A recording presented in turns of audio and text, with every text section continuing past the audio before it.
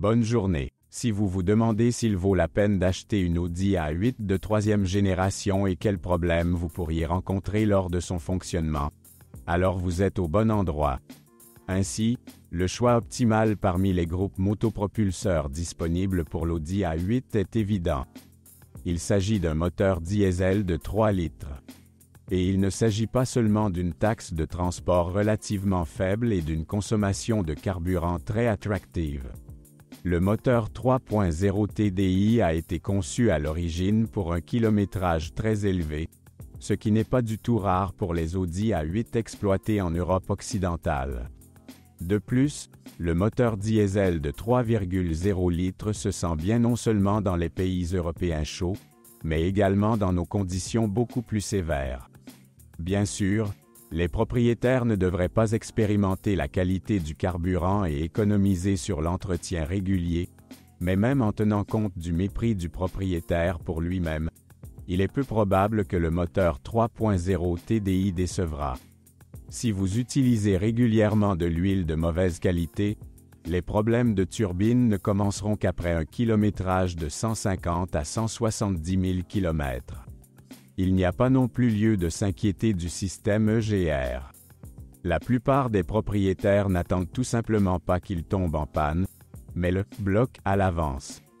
En conséquence, à condition qu'une vidange d'huile soit effectuée tous les 7 à 8 000 km et que les autres fluides techniques soient régulièrement remplacés, le moteur de 3 litres devient presque éternel. Il existe des cas connus où un moteur diesel a résisté à 600 000 à 700 000 km avant de réviser le moteur à combustion interne. Bien entendu, il ne faut pas oublier la charge thermique élevée du moteur de 3 litres. De nombreux problèmes peuvent être évités si vous rincez soigneusement les radiateurs du système de refroidissement une fois par saison. Comme les autres groupes motopropulseurs turbodiesel, le moteur 3.0 TDI peut devenir légèrement huileux. Dans certains cas, la buée peut être éliminée très facilement et à moindre coût. Dans d'autres, cela nécessite le démontage du moteur et de la boîte de vitesse. Heureusement, vous devez rarement débourser de l'argent. Presque tous les propriétaires d'une Audi A8 équipée d'un moteur diesel de 3 litres conduisent depuis de nombreuses années sans problème avec, par exemple, un joint d'huile de vilebrequin arrière embué et n'ont absolument aucun problème. Si très peu de pétrole est perdu, cela n'a rien de critique. L'intervalle de remplacement de la courroie d'entraînement est tous les 100 000 km. De plus, lors d'un parcours de plus de 150 000 km, les supports hydrauliques du moteur devront être remplacés. Un analogue de haute qualité coûtera 2 fois plus cher. Quant aux bougies de préchauffage, elles ne sont rien d'autre qu'un consommable. Dans nos conditions, les bus d'injection peuvent également être considérés comme des consommables. Heureusement, ils peuvent supporter 200 à 250 000 km. Si vous souhaitez conduire rapidement et économiquement, le meilleur choix serait la version avec l'unité diesel 4.2 TDI. Comme le moteur plus jeune de 3 litres, le 8 diesel est dépourvu de points faibles évidents. Avec des soins appropriés, un kilométrage de 500 000 km avant la première révision majeure n'est pas la limite. Toutes choses égales par ailleurs, les modèles les moins chers du marché secondaire seront ceux équipés d'un moteur à compresseur 3.0 TFSI. Excellentes caractéristiques dynamiques et consommation de carburant acceptable. C'est là que s'arrêtent, dans l'ensemble, les points forts du moteur à essence de 3 litres. Le principal problème de ce groupe motopropulseur est la formation de éraflures. Bien sûr, une partie de la faute en revient aux propriétaires, qui n'ont pas pris la peine de réchauffer le moteur et ont commencé à conduire activement immédiatement après le démarrage du moteur, mais cela ne facilite pas la tâche des acheteurs d'Audi A8 d'occasion avec une unité de 3 litres. Un autre point faible est l'augmentation de la consommation de pétrole. Il ne sera pas possible de s'en débarrasser en remplaçant le piston. Vous devrez changer l'ensemble bloc court, pour lequel de nombreux propriétaires d'Audi A8 d'occasion ne sont pas prêts. Des problèmes peuvent également être attendus des échangeurs de chaleur qui, après une course de 80 à 100 000 km, peuvent commencer à fuir. Des dépenses importantes seront également engagées lors du remplacement de la chaîne de distribution. Il ne faut surtout pas compter sur lui pour tenir les 200 000 km alloués par le constructeur. C'est bien si la chaîne ne s'étire pas et ne nécessite pas de remplacement avant au moins un kilométrage de 150 000 km. Cependant, cela ne vaut toujours pas la peine d'exclure complètement les modèles équipés d'un 3.0 TFSI sous le capot. S'il est connu à 100% que l'ancien propriétaire a scrupuleusement respecté tous les intervalles d'entretien et suivi les règles de base réduisant le risque d'éraflure, vous pouvez prendre un risque. D'ailleurs, désormais toutes les plaies du moteur essence 3 litres ont été bien étudiées. Il existe une opinion selon laquelle le moteur essence atmosphérique 4.2 FSI est également sensible aux éraflures. Mais les mécaniciens spécialisés qui connaissent directement les groupes motopropulseurs Audi ne partagent pas cette opinion. Si des éraflures surviennent, elles se produisent beaucoup moins fréquemment que sur le moteur 3.0 TFSI. Si sur un moteur de 3 litres, la chaîne de distribution devra être changée tous les 120 à 150 000 km, alors sur un moteur de 4,2 litres, elle peut facilement supporter 200 000 km. Si, lors du démarrage d'un moteur froid, un bruit métallique caractéristique se fait entendre sous le capot, mieux vaut ne pas retarder le remplacement de la chaîne tendue. Une éventuelle révision majeure ultérieure du moteur coûtera plusieurs fois plus cher que le remplacement de la chaîne. Acheter une Audi A8 d'occasion avec un moteur essence W12 haut de gamme est une pure folie. Le moteur est un chef-d'œuvre d'ingénierie, puisque le W12 est composé de 2 moteurs VR6 avec un seul vilebrequin. L'entretien et la réparation d'une telle unité seront trop coûteux, et une énorme consommation de carburant. Un autre argument contre l'achat d'une modification à 12 cylindres est que, selon les normes modernes, la dynamique d'une berline équipée d'un W12 ne semble pas extraordinaire. Les 6 cylindres turbocompressés modernes produisent souvent autant de puissance tout en consommant beaucoup moins de carburant. Compte tenu de la conception complexe, il n'est pas non plus nécessaire de parler de fiabilité maximale.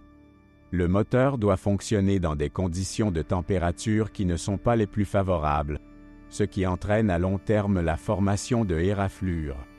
Naturellement, la procédure de gainage dans des ateliers spécialisés est élaborée depuis longtemps, mais compte tenu du volume de travail, le prix de la prestation sera choquant. En 2013, le moteur à essence atmosphérique de 4,2 litres a été retiré et sa place a été remplacée par un V8 de 4 litres développant 420 chevaux. Le même moteur de l'Audi S8, chargé, développait déjà 520 chevaux. Il est intéressant de noter que de nombreux acheteurs ont spécifiquement acheté une Audi A8 de base avec un moteur de 4 litres, après quoi ils l'ont modifié à l'aide du programme Stage 2. La puissance est la même que celle de l'Audi S8, beaucoup plus chère, de 520 chevaux. Malheureusement, la conception avec 2 turbines dans la cambrure de la tête s'est avérée très complexe techniquement, ce qui n'a pas eu le meilleur effet sur la fiabilité. Malheureusement, les turbines ne peuvent souvent pas supporter même 100 000 km. La transmission automatique à 8 rapports de ZF sur l'Audi A8 a fait ses preuves. Il est préférable d'ignorer les informations des concessionnaires officiels Audi selon lesquelles l'huile dans la boîte de vitesse est remplie pendant toute la durée de vie de la voiture. Dans nos conditions, il doit être changé tous les 80 000 km. D'ailleurs, c'est précisément cet intervalle d'entretien que ZF lui-même recommande, qui souhaite directement garantir qu'il y ait le moins de plaintes possible concernant ces produits. Pour les amateurs de conduite dynamique, l'intervalle de remplacement devrait être réduit à 60 000 km. Avec un fonctionnement approprié et prudent, une transmission automatique peut facilement parcourir 300 à 350 000 km. Si l'huile de la transmission automatique n'est pas changée du tout, la durée de vie de la boîte devrait diminuer à 200 000 à 250 000 km. En plus de la transmission automatique, la boîte de transfert et le différentiel nécessiteront également un entretien régulier. Les huiles originales pour eux ne sont pas bon marché, mais c'est exactement le cas lorsque les économies ne sont pas appropriées. Si, lorsque le volant est complètement tourné, le début du mouvement s'accompagne de vibrations notables, il est impératif de remplacer le fluide de travail du différentiel. Il n'y a pas non plus lieu de s'inquiéter des problèmes liés au système de transmission intégrale Quattro. Il est utilisé sur de nombreux modèles Audi, où, en règle générale, il ne nécessite aucune attention pendant toute sa durée de vie. La suspension avant de l'Audi A8 est fiable. Les premiers blocs silencieux devront être changés après un kilométrage de 120 à 150 000 km.